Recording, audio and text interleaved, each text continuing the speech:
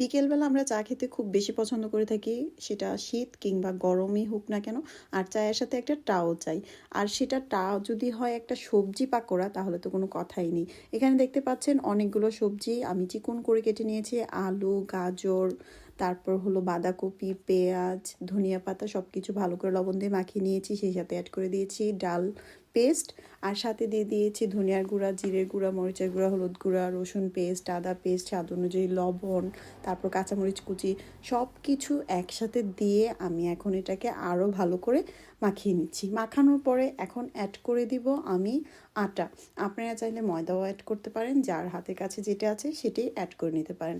ময়দাটা দিয়ে আমি এখন ভালো করে আবারও মাখিয়ে নিব। মাখানো শেষ করে আমি এখন এগুলাকে রেখে দেব 5 মিনিটের জন্য। এই 5 মিনিটের মধ্যে আমি চুলার মধ্যে প্যান গরম করে তেলটা গরম করে তারপরে এক এক করে সবগুলা তেলের মধ্যে দিয়ে দিব।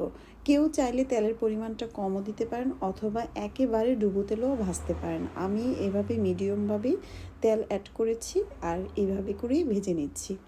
আর এটা কিন্তু অবশ্যই এপাশ ওপাশ খুব সুন্দর করে ভাজবেন, যেন ভিতরে কাঁচা থেকে না যায়। আর হিটটা মিডিয়াম আঁচে রাখলেই চলবে। এভাবে করে আপনারা ভেজে নিয়ে এগুলাকে বিকেলের নাস্তার সাথেও খেতে পারেন অথবা দুপুরে ভাতের সাথেও খেতে পারেন। আমার কাছে দুইভাবেই ভালো লাগে, ভাতের সাথেও ভালো লাগে, আবার বিকেলের নাস্তা হিসেবেও ভালো লাগে।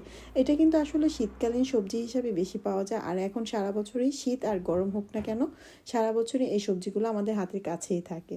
তা আপনাদের কাছে এই সবজি পাকোড়াটা কেমন লেগেছে অবশ্যই জানাবেন। সবাই ভালো থাকবেন, সুস্থ থাকবেন। আর আমার এই পেজের মধ্যে লাইক দিয়ে দিবেন, কমেন্ট করে দিবেন, আর আমার ইউটিউব চ্যানেলটাকেও আপনারা সাবস্ক্রাইব করে দিবেন। সবাই ভালো থাকবেন। আল্লাহ হাফিজ, আসসালামু আলাইকুম।